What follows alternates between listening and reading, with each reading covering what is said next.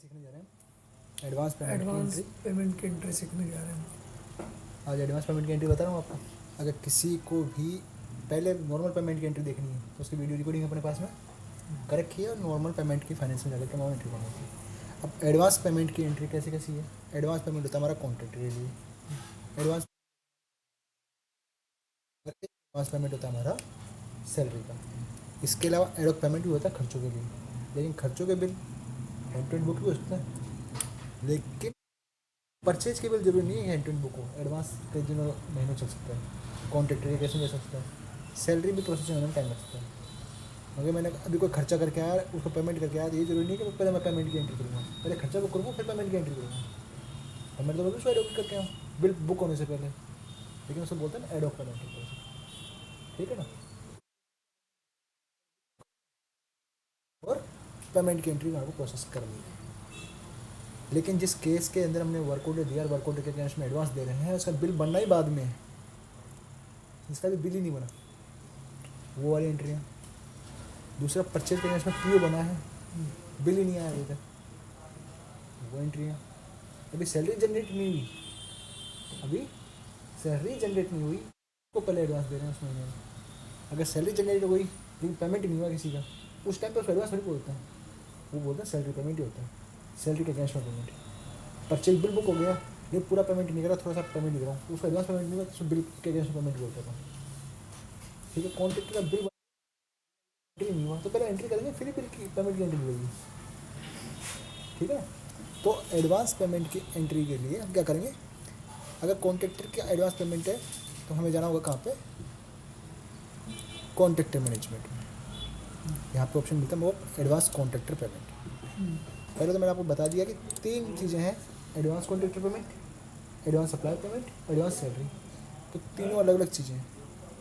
Salary में एक और देखेंगे, एडवांस लोन का भी ऑप्शन है, वो भी छोटा सा टॉपिक है, ज़्यादा बड़ा नहीं है। तो पहले हम यहाँ पे जो डिस्कस करेंगे, आगे बात कर रहे हैं एडवांस कॉन्ट्रैक्टर पेमेंट, इसका अलग से डिस्कशन है पूरा। अब एडवांस किसी भी पार्टी को अगर करोगे, कॉन्ट्रैक्टर को एडवांस करूँगा तो उसमें क्या चाहिए मेरे को, मैंडेटरी है फॉर्म, उसका वर्क ऑर्डर होना। तो मतलब ऐसा नहीं है कि पार्टी क्रिएट करी, पार्टी के बाद मैंने बिना वर्क ऑर्डर भी नहीं दिया एडवांस दे रहा हूँ, तो ये तो प्रोसेस ही गलत है पूरा हमारा। फॉर्म में बेसिक चीज़ें सारी सेम टू सेम है जो हमने सभी फॉर्म में भी दे रखी है कि भैया वाउचर जमा जाना ऑटो लिखा आता है, मतलब सिस्टम खुद जनरेट करता है, वाउचर डेट जिस दिन एडवांस पेमेंट जा रहा है। लेकिन अगर मैं लाइव काम कर रहा हूँ तो आज की डेट ऑटोमेटिक आती है मेरी, उसके बाद में कंपनी का नाम, प्रोजेक्ट का नाम, सब प्रोजेक्ट का नाम, सब चीज़ें वैसी वैसी है, कॉन्ट्रैक्ट का नाम। इसमें देखने वाली कौन कौन सी चीज़ें, इसमें देखने वाली चीज़ें एक तो एडवांस टाइप, इसमें हम जो देखेंगे एक तो देखेंगे एडवांस टाइप, और एक देखेंगे यहाँ पे एक वैल्यू आती है यहाँ पे जीएसटी की, टैक्स कैटेगरी है क्या है, यहाँ पे एक पेमेंट का ऑप्शन आएगा, वो भी देखते हैं ना। अब इसमें जो बेसिक है वो तो मैं सभी फॉर्म में देखा था, सब में सेम है, ठीक है। अब इसमें एडवांस में एक चीज़ और होती है, प्रोविजन होता है टीडीएस का, तो वो भी इसमें है। तो क्या करेंगे, अब इसमें अगर मैं देखूँगी कि मेरे को किसी को एडवांस पेमेंट करना है तो किसी भी का कर रहा हूँ मैं, कंपनी देखा मैंने श्री हरि इंफ्रा प्रोजेक्ट का एडवांस पेमेंट करेंगे, जय भवानी इंटरप्राइजेज में करिए जाता है। अब मेरे को एडवांस पेमेंट करना है, मैं प्रोजेक्ट का नाम सेलेक्ट करूँगा, सब प्रोजेक्ट का नाम सेलेक्ट कर लेंगे और पार्टी का नाम सेलेक्ट करेंगे, जय भवानी। अब जय भवानी एंटरप्राइजेज का क्या यहाँ पे आ रहा है मेरे पास परसेंटेज, वर्क कोडेड टाइप में आ रहा है परसेंटेज। उससे पहले मैंने क्या कहा था कि तो एडवांस टाइप को मांगो देखना है। एडवांस टाइप में क्या क्या ऑप्शन है यहाँ पर, mobilisation advance, lump sum advance, ad hoc advance, material advance.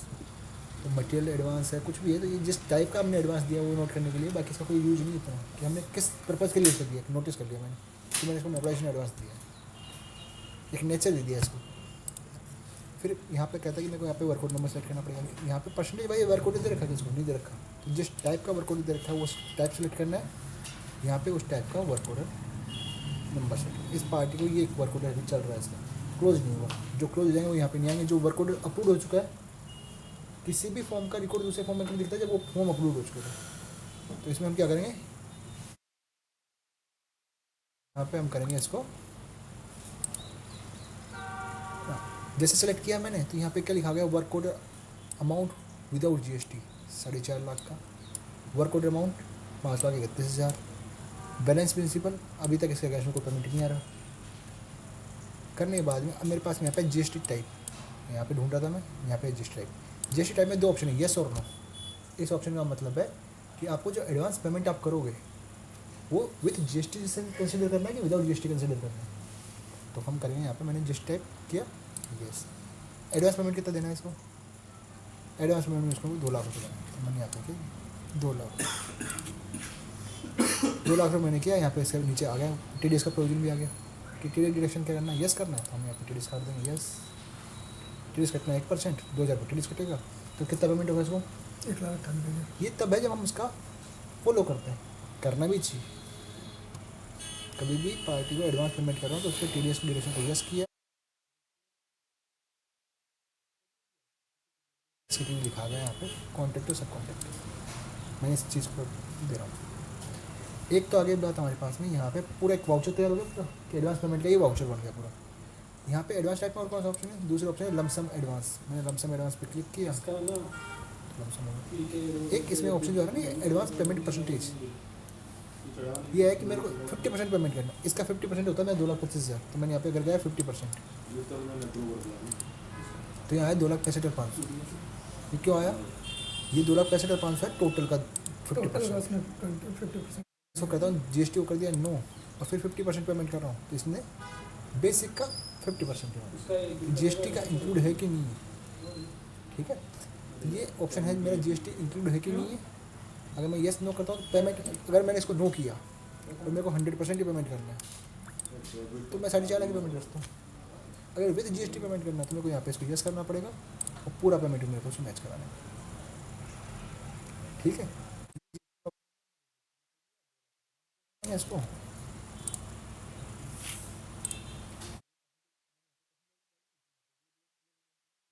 तो 0 और यहाँ पे डालते हैं इसका 2 लाख, ठीक है सर गया। ये हम टेस्टिंग एंट्री कर रहे हैं, एक बार मैं सेव करूँगा, इसमें भी इसका नेशन डाल देंगे।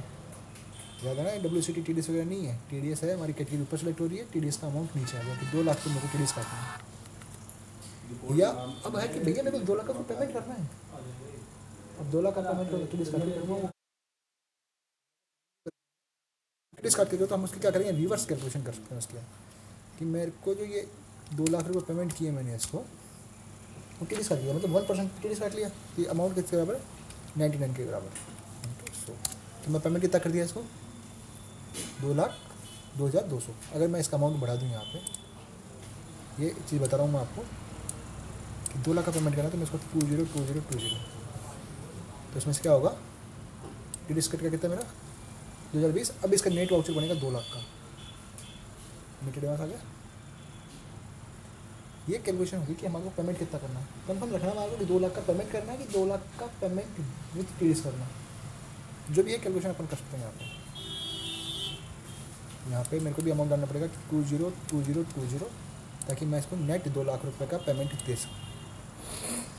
TDS कट करके 2 लाख रुपए, लेकिन इसके खाते में कितने डेबिट होंगे, मेरे खाते में डेबिट होगा 2,02,030 रुपये।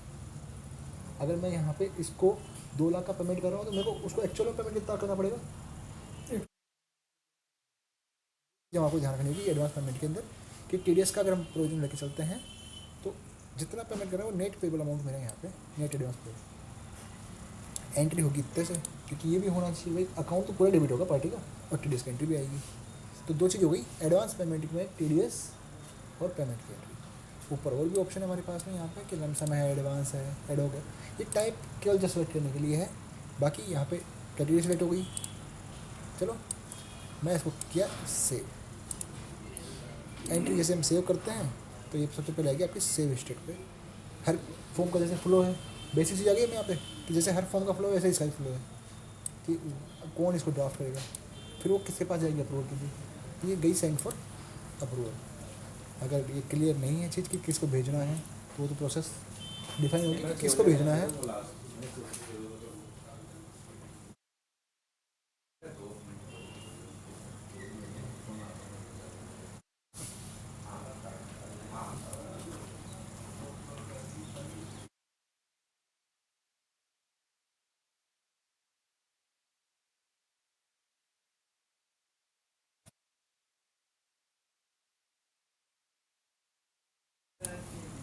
एंट्री हमारी हो गई सेव। लोड बहुत ले रही है।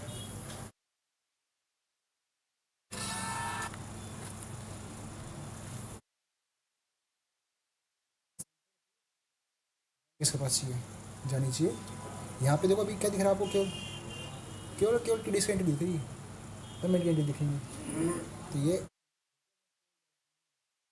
एंट्री पास हो जाएगी टी डी एस की। जैसे पेमेंट अप्रूव होगा पेमेंट की एंट्री भी हो जाएगी। यहाँ पे टी डी एस की एंट्री हुई, मैंने इसको ओके किया। जो भी इसको अप्रूव करने वाला है उसको हमने भेजा वेरीफाई करने के लिए।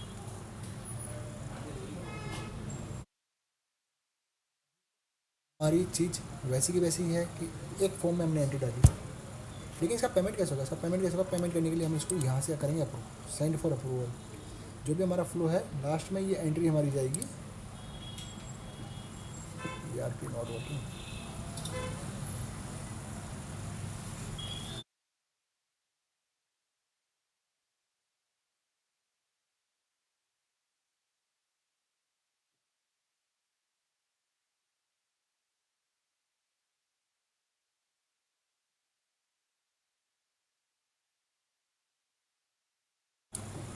इसको मिल गया send for approval, entry same हमारी। कन्फ्यूज नहीं होना है कि इसमें यहाँ पे टी डी एस की एंट्री दिखा रहा है, पेमेंट की एंट्री नहीं दिखा रहा है, क्योंकि यहाँ पे केवल और केवल कंडीशन हो गया। वो भी लेजर पोस्टिंग नहीं होती। वो लेजर कब पोस्ट होता है, जब हम इसको एंट्री अप्रूव कर देते हैं। जो भी इसको अप्रूव करने वाले बोला, हिमांशु जी अप्रूव करने वाले हैं, ये भूषण जी अप्रूव करने वाले हैं। Bhushan ji work code approve करते हैं तो एडवांस पेमेंट को अप्रूव करेंगे। हमने यहाँ से उस एंट्री को किया अप्रूव। जैसे इसको अप्रूवल पे गया, यहाँ पे क्या आ गया ऑप्शन इनके पास में, फाइनल स्टेट आ गई। अभी तक इस फॉर्म की एंट्री कहीं नहीं है, केवल हमारा फ्लो था पूरा कि ड्राफ्ट से वेरीफाई गई, वेरीफाई से अप्रूवल गई, सारा फ्लो हो गया। उसके बाद में यहाँ पे जैसे ये एंट्री फाइनल स्टेट पे प्रिपेयर चेक, इस एंट्री का क्या करना है, जो एडवांस पेमेंट था उससे क्या करना है, चेक प्रिपेयर करना है।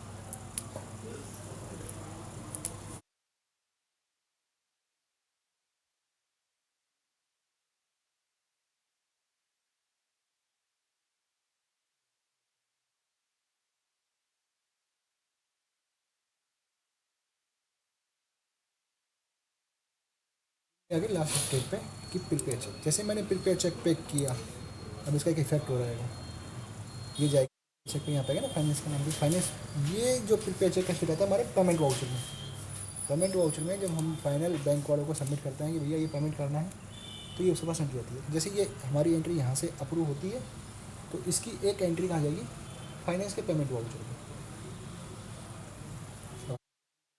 इसकी एक एंट्री जाएगी, ये एंट्री हमारी हो गई अप्रूव। पेमेंट अप्रूव होते ही हमने इस पर क्लिक किया, ये हमारा नॉट एप्लीकेबल हो गया। क्या हो गया कि अब हम इसको चेंज नहीं कर सकते, तो नहीं कर सकते। इसके भी एक नियम लागू हो गया, इसके अगेंस्ट में एक वाउचर जनरेट हो चुका है। कहाँ जनरेट हुआ है, वो हिस्ट्री पे जब मैंने क्लिक करके देखा इसकी, तो फाइनेंस में पेमेंट वाउचर में एक एंट्री क्लिक हो गई। मैंने क्लिक किया, ये मेरी एक रिक्वेस्ट एंट्री जनरेट हो गई है।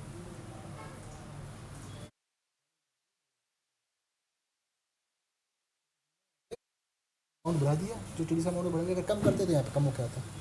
ठीक है, इसी एंट्री को क्या करना है, प्रिपेयर चेक पे है, ये सीधा बैंक वाले को दिखा देगी और किसी को दिखाएगी। ठीक है, अब उसको देखना है भाई पेमेंट वाले के पास पेमेंट वाउचर गया, तो जो पेमेंट वाउचर में हम जब एंट्री करते हैं वहाँ पे क्या दिक्कत आती है, ड्राफ्ट से वेरिफिकेशन नहीं होता, लेकिन एंट्री कहाँ जा रही है, सीधी प्रिपेयर चेक पर।